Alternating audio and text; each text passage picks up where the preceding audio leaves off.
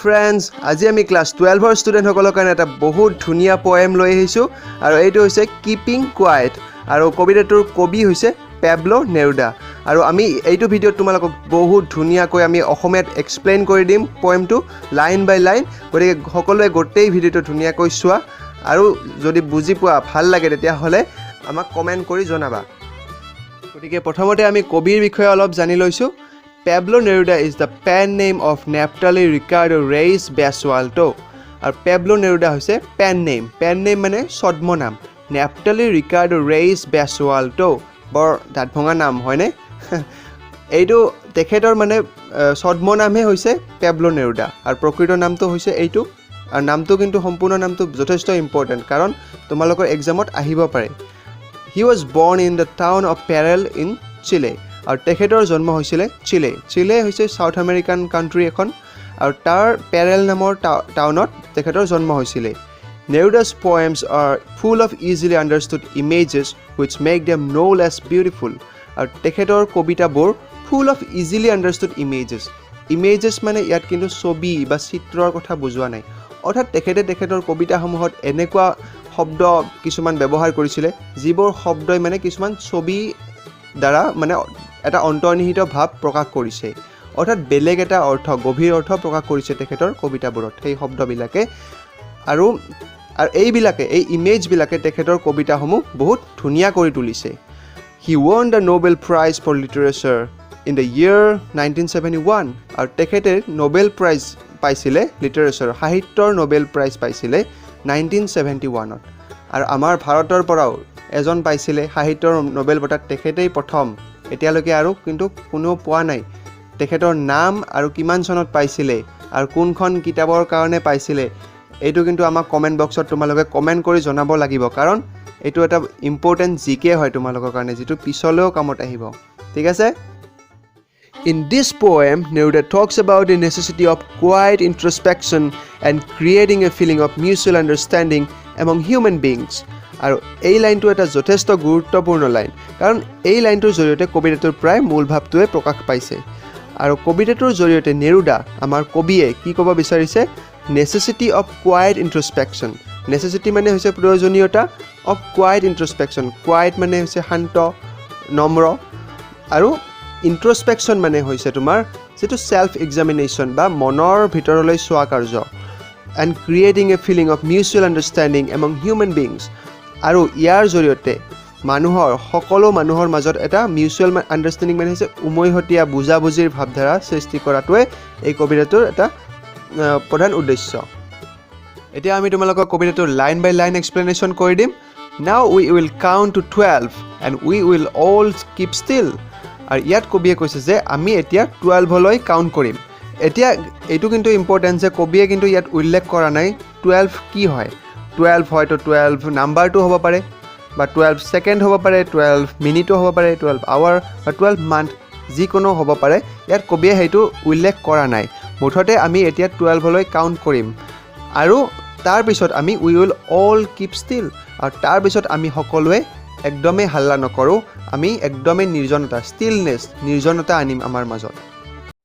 For once on the face of the earth, let's not speak in any language. Let's stop for 1 second and not move our arms so much. আৰু ইয়াত কৈছে যে once on the face of the earth তাৰ মানে এই পৃথিৱীত এবাৰৰ কাৰণে হ'লেও let's not speak in any language আমি কোনো ভাষাতেই কথা নাপাতোঁ, মানে আমি সকলোৱে কথা কোৱা বন্ধ কৰি দিম। আৰু তাৰ মানে কবিয়ে কি ক'ব বিচাৰিছে যে যেতিয়াই আমি সকলোৱে কথা ক'ব বন্ধ কৰি দিম তেতিয়া আমাৰ মাজত ইউনিটি আহিব বা একতা আহিব। কেনেকৈ আহিব? কাৰণ আমি জানো যে লেংগুৱেজে কি কৰে আমাক পৃথক কৰে। অৰ্থাৎ আমি যেতিয়া এজন মানুহে দেখা পাওঁ বেলেগ এটা ভাষা ব্যৱহাৰ কৰিছে, মই বেলেগ ভাষা কৈছোঁ আৰু আন এজনে বেলেগ ভাষা ব্যৱহাৰ কৰিছে, তেতিয়া আমাৰ মাজত কি আহে? পৃথক হয়, আমি পৃথকতা আহে বা ডিভিজন আহে আমাৰ মাজত আৰু সেইটোৱে আমাৰ ইউনিটিটো নোহোৱা কৰে। গতিকে যেতিয়াই আমি সকলোৱে কথা কোৱা বন্ধ কৰি দিম তেতিয়া কি হ'ব? আমাৰ মাজত একতা আহিব। কেনেকৈ আহিব? কাৰণ সকলোৰে এটাই ভাষা হ'ব, সেইটো হৈছে নিস্তব্ধতা। Let's stop for 1 second and not move our arms so much. আৰু আমি 1 ছেকেণ্ডৰ কাৰণে বা এটা মোমেণ্টৰ কাৰণে আমি ৰৈ যাম সকলোৱে আৰু আমাৰ আৰ্মছ মানে হৈছে আমাৰ হাত, এইবিলাক হাতবোৰ আমি মানে মুভ নকৰোঁ, আমি লৰচৰ নকৰোঁ, অৰ্থাৎ আননেচেচাৰী অদৰকাৰী কামত আমি নিয়োজিত হৈ নাথাকোঁ, আমি একদমেই শান্তিত বহিম বা মুঠতে শান্তিৰ পৰিৱেশ এটা আমি আনিম আমাৰ মাজত। It would be an exotic movement without rush, without engines. আৰু এইটো কি হ'ব, এটা এক্সটিক মুভমেণ্ট। এক্সটিক মানে হৈছে ষ্ট্ৰেঞ্জ বা অচিনাকি বা আচহুৱা। আৰু এইটো এটা কি হ'ব, এনেকুৱা এটা আচহুৱা মুভমেণ্টলৈ পৰিৱৰ্তন হ'ব। উইদাউট ৰাছ মানে যেতিয়া তাত কোনো দৌৰা দৌৰি ৰাছ বা হিবি নাথাকিব। আৰু উইদাউট ইঞ্জিন মানে য'ত ধৰা গাড়ী চাড়ী চবৰে ইঞ্জিনছ বন্ধ হ'ব, চব মেচিনছবোৰ বন্ধ হৈ পৰিব। আৰু তেতিয়া এই গোটেই মুহূৰ্তটো এটা আচহুৱা মুহূৰ্তলৈ পৰিৱৰ্তন হ'ব। We would all be together in a sudden strangeness. আৰু আমি সকলোৱে একলগ হৈ মিলিত হ'ম ইন এ ছাডেন ষ্ট্ৰেঞ্জনেছ মানে হঠাৎ হৈ যোৱা এই নিস্তব্ধতাৰ পৰা। Fishermen in the cold sea would not harm whales. আৰু ফিচাৰমেন মাছমৰীয়াসকলে সাগৰত মাছ মৰা বন্ধ কৰিব। হুৱেল হৈছে এটা সাগৰীয় মাছ, এই মাছ চিকাৰ কৰা বন্ধ কৰিব। ইয়াত চাবা দেই, তোমালোকক যে ইমেজৰ কথা কৈছিলোঁ, ইয়াতো ফিচাৰমেন আৰু হুৱেল মাছটোৱে লিটাৰেলি মানে ফিচাৰমেন আৰু হুৱেল মাছৰ কথা বুজোৱা নাই। ইয়াত কবিয়ে বুজাইছে ফিচাৰমেন মানে হৈছে শক্তিশালী যিবোৰ লোক, ডাঙৰ ডাঙৰ যিবিলাক ব্যক্তি, ধনী মানুহ বা শক্তিশালী মানুহ। আৰু হুৱেল মাছেৰে ছবিৰে বুজাইছে শক্তিহীন লোকৰ কথা। অৰ্থাৎ শক্তিশালী সেই মানুহবিলাকেও শক্তিহীন লোকক শোষণ কৰা বন্ধ কৰিব। And the man gathering salt would look at his hard hands. আৰু মেন গেডাৰিং চল্ট মানে হৈছে যিজন মানুহ যিয়ে সদায় কঠোৰ পৰিশ্ৰম কৰে। গেডাৰিং চল্ট মানে দুবেলা দুমুঠি আহৰণৰ বাবে যথেষ্ট শাৰীৰিক পৰিশ্ৰম কৰে। তেখেতেও মানে সকলো কাম যেতিয়া বন্ধ হৈ পৰিব, তেখেতেও অকণ আহৰি পাব নিজৰ হাৰ্ট হেণ্ডছ মানে তেখেতৰ কষ্টত জহি খহি যোৱা সেই হাতখন এবাৰ চাবলৈ বা নিজক শৰীৰটোক অলপ আৰাম দিয়াৰ বাবে অলপ মানে তেখেতে আহৰি পাব। Those who prepare green wars with gas, wars with fire. আৰু ইয়াত কবিয়ে কৈছে যে যিসকল মানুহে প্ৰিপেয়াৰ গ্ৰীণ ৱাৰ কি হয়? গ্ৰীণ মানে প্ৰকৃতিৰ কথা কৈছে, অৰ্থাৎ এইখন যুদ্ধৰ কথা কৈছে যিটো এগেইনষ্ট নেচাৰ, অৰ্থাৎ প্ৰকৃতিৰ বিৰুদ্ধে কৰা যুদ্ধখন। অৰ্থাৎ আমি আমাৰ উন্নতিৰ কাৰণে আমি দৈনন্দিন কি কৰিছোঁ? গছ গছনি কাটি ধ্বংস কৰিছোঁ, বনাঞ্চল ধ্বংস কৰিছোঁ। অৰ্থাৎ আমি এক প্ৰকাৰে প্ৰকৃতিৰ বিৰুদ্ধে যুদ্ধত লিপ্ত হৈছোঁ সকলো মানুহে নিজৰ স্বাৰ্থ সিদ্ধিৰ কাৰণে। আৰু ইয়াৰ ফলত প্ৰকৃতি ধ্বংস হৈ যাব এদিন। ৱাৰ্ছ উইথ গেছ, ৱাৰ্ছ উইথ ফায়াৰ। আৰু এইটো হৈছে কি? ৱাৰ্ছ উইথ গেছ, ৱাৰ্ছ উইথ ফায়াৰ মানে হৈছে আমি মানুহে মানুহৰ লগত কৰা যুদ্ধখনৰ কথা কৈছে। অৰ্থাৎ আমি যে যুদ্ধত গোলা বাৰুদ ব্যৱহাৰ কৰোঁ, বম ব্যৱহাৰ কৰোঁ, অৰ্থাৎ এইবিলাক কি হয়? ৱাৰ্ছ উইথ গেছ, আমি নিউক্লিয়াৰ ৱাৰ কৰিছোঁ, মানুহে মানুহক মাৰিছোঁ, এই যুদ্ধখনৰ কথাও কৈছে। এইখন যুদ্ধ হৈছে আমাৰ মাজত চলা যুদ্ধ। ভিক্টৰী উইথ ন' ছাৰ্ভাইভাৰ্ছ। আৰু এটা কথা মন কৰা, এই দুয়োখন যুদ্ধতে আমি যদি প্ৰকৃতিৰ বিৰুদ্ধে এনেকৈ যুদ্ধ কৰি গৈ থাকোঁ, আমাৰ কোনোবা ছাৰ্ভাইভাৰ অৰ্থাৎ কোনোবা জীয়াই থাকিব জানো? এদিন নাথাকে, কাৰণ প্ৰকৃতিয়ে এদিন আমাৰ সকলোৰে বিনাশ কৰিব এদিন হ'লেও এদিন। আৰু আমি আমাৰ মাজতো যদি যুদ্ধ কৰি গৈ থাকোঁ তেতিয়াও কি হ'ব? আমাৰ নিজৰ মাজতে আমি নিজক ধ্বংস কৰি শেষ হ'ম। অৰ্থাৎ কোনো ছাৰ্ভাইভাৰ্ছ লাষ্টত গৈ কোনো জীয়াই নাথাকিব। Would put on clean clothes and walk about with dear brothers in the shade doing nothing. আৰু ইয়াত কবিয়ে আশা কৰিছে যে এই যিসকল মানুহে এনেকুৱা যুদ্ধত লিপ্ত হৈ আছে সকলোৱে বুজি পাব, সকলোৱে পৰিষ্কাৰ কাপোৰ পৰিধান কৰিব। অৰ্থাৎ মানে কোনোৱে যেতিয়া যুদ্ধ নকৰিব তেতিয়া কি হ'ব? মানে নিজৰ কাপোৰবিলাক পৰিষ্কাৰ হ'ব, কাৰণ যুদ্ধ কৰিব গ'লেহে তোমাৰ গাত ধূলি বালি লাগিব বা তেজৰ চেকুৰা লাগিব তোমাৰ কাপোৰত। যদি যুদ্ধ নকৰা তোমাৰ কাপোৰো পৰিষ্কাৰ হৈ থাকিব।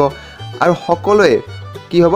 Walk about with dear brothers, সকলোৰে মাজত এটা ভাতৃত্বভাৱ আনিব, সকলোৱে সম্প্ৰীতিত বাস কৰিব। আৰু ইন দ্য ছেইড অৰ্থাৎ গছৰ তলত, ডুইং নাথিং আৰু একো নকৰাকৈ বহি থাকিব। অৰ্থাৎ সকলোৱে এটা শান্তিৰ পৰিৱেশ আনিব, সকলোৰে মাজত সম্প্ৰীতিৰ ভাৱ ৰাখি আগবাঢ়ি যাব। What I want should not be confused with total inactivity. আৰু এই লাইন দুটা কিন্তু যথেষ্ট ইম্পৰ্টেণ্ট কবিতাটোৰ, কাৰণ ইয়াত কবিয়ে একদম স্পষ্ট কৰি দিছে, he made it clear that ইমান সময়ে যে তেখেতে একো কাম নকৰা, ডুইং নাথিং, শান্তিৰে বহি থকা এইবিলাক যে কৈ আছে তেখেতে কিন্তু টোটেল ইনএক্টিভিটিৰ লগত কনফিউজ হ'বলৈ মানা কৰিছে অৰ্থাৎ টোটেল ইনএক্টিভিটি মানে হৈছে একদমেই একো নকৰা একদমেই একো যেন প্ৰডাক্টিভিটি একোৱেই নকৰা তুমি এনেই বহি আছা আনকি তুমি একো ভাবাই সকলোবোৰ কথা ভাবাই বন্ধ কৰি দিছা তোমাৰ মগজুৰ কাম বন্ধ কৰি দিছা সেইটো কথা কিন্তু কবিয়ে কোৱা নাই life is what it is about আমাৰ জীৱনটো কি এনেকৈ চলি গৈ থাকিব অৰ্থাৎ আমি সকলো কাম বন্ধ নকৰি আমাৰ প্ৰয়োজনীয় কাম নিত্য প্ৰয়োজনীয় কামবোৰ আমি কৰি গৈয়ে থাকিব লাগিব এইটোৱে জীৱন I want no truck with death আৰু এইটো হৈছে এটা ইডিয়ম অৰ্থাৎ ইয়াৰ মিনিংটো কিন্তু বেলেগ I want no truck with ডেথৰ মিনিং হৈছে to refuse to associate or deal with to refuse to tolerate something অৰ্থাৎ কবিয়ে যে কৈ আছে যে মানে ইনএক্টিভিটিৰ কথা ডুইং নাথিং একো নকৰোঁ ইমান সময় কিন্তু কবিয়ে ডেথৰ কথা কোৱা নাই তেখেতে ডেথৰ লগত কিন্তু কোনো এছ'চিয়েশ্যন আনা নাই ইমান সময়ে অৰ্থাৎ তেখেতে মৃত্যু বিচৰা নাই মাত্ৰ অপ্ৰয়োজনীয় কামবোৰহে কৰা বন্ধ কৰিব কৈছে কবিয়ে if we were not single minded about keeping our lives moving and for once could do nothing perhaps a huge silence might interrupt this sadness of never understanding ourselves and of threatening ourselves with death আৰু এই গোটেইকেইটা line আমি একেলগে পঢ়িম আৰু ইয়াত গোটেই কবিতাটোৰ মেছেজটোও প্ৰকাশ পাইছে এই লাইনকেইটাৰ জৰিয়তে আৰু ইয়াত কবিয়ে কৈছে যে if we are not single minded মানে কি ছিংগল মাইণ্ডেড মানে হৈছে আমি স্বাৰ্থপৰ অৰ্থাৎ আমি অকল নিজৰ কথাই ভাবি থকা অৰ্থাৎ আমি ভাবোঁনে এইটো কৰিলে মোৰ কি লাভ হ'ব তাক হেল্প কৰিলে মই কি পাম এইটোকে কয় ছিংগল মাইণ্ডেড অৰ্থাৎ নিজৰ কথাই নিজৰ বেনিফিটৰ কথাই সদায় যিটো ভাবি থকা যায় about keeping our lives moving আৰু আমাৰ লাইফটো মুভ কৰাৰ কাৰণে মানে কেনেকৈ মোৰ কি হ'ব এনেকুৱা যে আমি ভাবি থাকোঁ মোৰ লাইফটো চলাই নিয়াতে মই ব্যস্ত সদায় আজি তোমালোক পঢ়ি আছা কালি চাকৰি বাকৰি কৰিবা বিয়া পাতিবা ল'ৰা ছোৱালী হ'ব তোমাৰ কেনেকুৱা বৰিং লাইফ অৰ্থাৎ নিজৰ লাইফটো মানে সেটেল কৰাতেই ব্যস্ত বাকি সব বাদ and for once could do nothing আৰু আমি যদি এবাৰৰ কাৰণে হ'লেও নিজৰ কথা ছিংগল মাইণ্ডেড হোৱাৰ কথা আমি বাদ দি দিওঁ perhaps a huge silence might interrupt this sadness এটা এনেকুৱা ধৰণৰ শান্তিৰ পৰিৱেশ বিৰাজ কৰিব এনেকুৱা এটা চাইলেঞ্চ আহিব আমাৰ মাজত যিটোৱে আমাৰ সকলো ছেডনেছ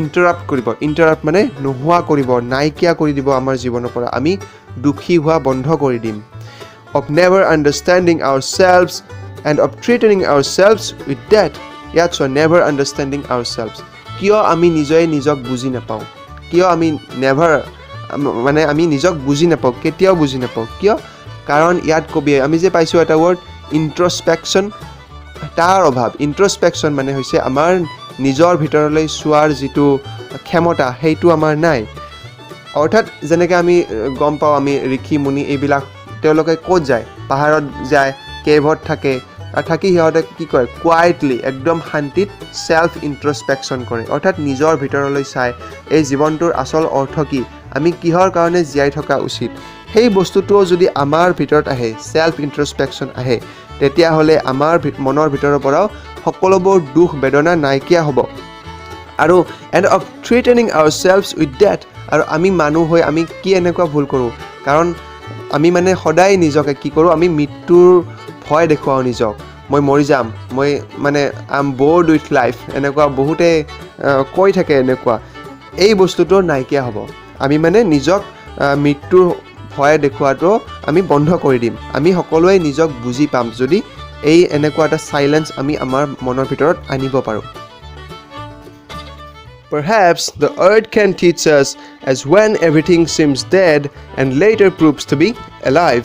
আৰু ইয়াত কবি এটা খুব ধুনীয়া এক্সাম্পলৰ সৈতে তেখেতৰ মনৰ ভাৱটো বুজাব বিচাৰিছে কবিয়ে কৈছে যে আমাৰ এই পৃথিৱীৰ ইতিহাসত যুগ ধৰি আমি এটা কথাই শিকি আহিছোঁ যে যেতিয়াই সকলোবিলাক বস্তু মৃত্যুৰ দুৱাৰদলিলৈ যায় বা মৃত্যুৰ ওচৰলৈ যায় তাৰপিছত আকৌ এটা নতুন জীৱন মানে আকৌ লাভ কৰে সকলোবিলাক বস্তুৱে অৰ্থাৎ পুনৰ আকৌ সকলোবিলাক বস্তু ধুনীয়াকৈ ঠন ধৰি উঠে নতুন জীৱন পায় সকলোবিলাক বস্তুৱে অৰ্থাৎ কবিয়ে এইটো কথাই আমাক ক'ব বিচাৰিছে ইয়াৰ জৰিয়তে যে আমিও যদি সেই একে ধৰণৰ ডেড সাইলেন্স বা সেই সম্পূৰ্ণ নিস্তব্ধতা আনো আমাৰ মাজত তেতিয়াহ'লে আমি মানে কি পাম যথেষ্ট সময় পাম আমাক বুজাৰ কাৰণে আৰু তাৰ পিছত আমি যিটো জীৱন আৰম্ভ কৰিম যিটো জীৱন লাভ কৰিম সেইটো ইয়াতকৈ আৰু অধিক ধুনীয়া হ'ব আৰু এতিয়া আমি কবিতাটোৰ লাষ্ট লাইন দুটালৈ আহিছোঁ Now I'll count up to 12 and you keep quiet and I will go আৰু ইয়াত কবিয়ে সেই আগৰ নিচিনাই কৈছে আকৌ যে মই আকৌ সেই 12লৈ কাউণ্ট কৰিম আৰু তোমালোক সকলোৱে মনে মনে থাকা মানে সকলোৱে নিজৰ জীৱনলৈ সেই নিস্তব্ধতা আনা কাৰণ মোৰ মেছেজটো তোমালোকে বুজি পাইছাই গতিকে তোমালোকে নিজক শুধৰোৱাৰ কাৰণে সেই নিস্তব্ধতাটো আনা সকলোৰে নিজৰ জীৱনত এণ্ড আই উইল গো আৰু আই উইল গোৰ মিনিংটো হৈছে ইয়াত যে আৰু বহুতো মানুহ আছে সিহঁতৰ মাজতো মই এই মেছেজটো বিলাবলৈ মই এতিয়া ওলাই যাম